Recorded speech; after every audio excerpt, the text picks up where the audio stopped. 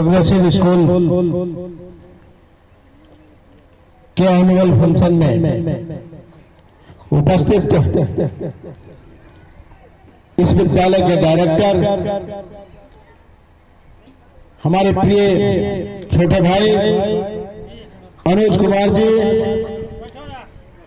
School के इस विद्यालय के अध्यक्ष शब्दा कुमारी जी, भारतीय जनता पार्टी के जिला अध्यक्ष मित्रवत दीपक कुमार सिंह जी, महिला मोर्चा के अध्यक्ष आशा पासवान जी, जिला मंत्री हिमांशु पटेल जी, हमारे साथ चल के आए दुर्गा चरण मिश्रा जी, स्कूल के पूरे मैनेजमेंट कमेटी के मेंबरगण, विद्यालय परिवार के शिक्षकगण और यहां उपस्थित हमारे देश के होनहार बच्चे और बच्चियों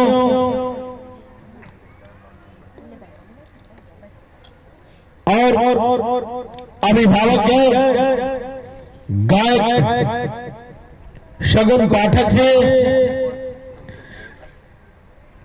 हास्य कवि दरभंगा से चल के आई त्रिशास्त्री जी, प्रदेश के उपाध्यक्ष व्यापार प्रकोष्ठ के पवन प्रकाश जी, हमारे साथ चल के आए हक साहब, नारायण ओझा जी, हरिदेश दुबे जी, तमाम यहां उपस्थित इस विद्यालय प्रांगण में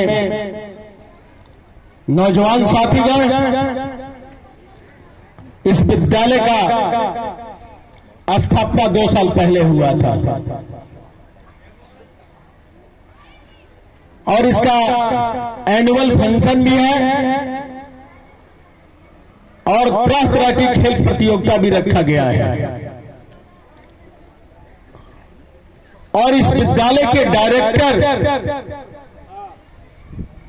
की जो सोच है, यूकेजी से लेकर पीजी तक, हमको नहीं लगता है कि बिहार में इस तरह का कोई संस्थान आपको प्राप्त होगा जो इतना बड़ा सोच के साथ चलता हो। अगर जिस बच्चे का इस विद्यालय में एडमिशन हो गया तो यहां से पीजी करने के बाद इस बीच में अनेक फैकल्टियां होगी, यानी हम कह सकते हैं कि कुमार प्रवेश स्कूल आने वाले दिनों में विश्वविद्यालय का रूप लेगा। और सबसे बड़ी बात है अनुज जी कि विद्यालय आज हर जगह चलता है, भाड़े के बिल्डिंग में भी चलता है, प्ले ग्राउंड नहीं मिलता है, प्लान वे में नहीं काम किया जाता है। और आप शहर से अलग हट के जिस सोच के साथ आपने शुरुआत किया है, आपकी सोच की नींव इतनी मजबूत है कि आने वाले दिनों में इस बिहार का अगर 2-4 स्कूल होगा उसमें आपका विद्यालय का भी नाम होगा। आप युवा हैं, आपकी सोच युवा है और आप इसी सोच के साथ आगे बढ़िए। हमारे जैसे आपके भाई समय समय से किसी मोड़ पे मेरी भी जरूरत पड़ेगी तो आपके लिए मैं सदैव आपके बीच में रहूंगा। और एक बात मैं जरूर कहूंगा कि संपत्तियां बिटोरी जाती है, आने वाले दिनों में उसकी बंटवारा हो जाती है। भाई लोग आपस में बांट लेता है, बहन लोग भी अपने भाई के प्रति समर्पित रहती हैं, छोड़ देती हैं। लेकिन एजुकेशन एक ऐसा सिस्टम है, विद्या एक ऐसा चीज है जिसमें बंटवारा नहीं होता है। और आप चाहे जितना भी दान कर लें, ये कभी कम नहीं होता है। जबकि आदान प्रदान करने से विद्या और आपके अंदर जानकारियां और आपके अंदर बढ़ता ही है।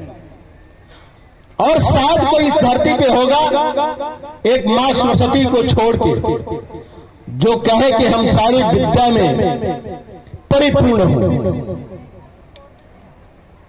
बहुत ऐसे ऋषि महर्षि भी सत्संग करते थे और जिसके माध्यम से विचार का आदान प्रदान करते थे।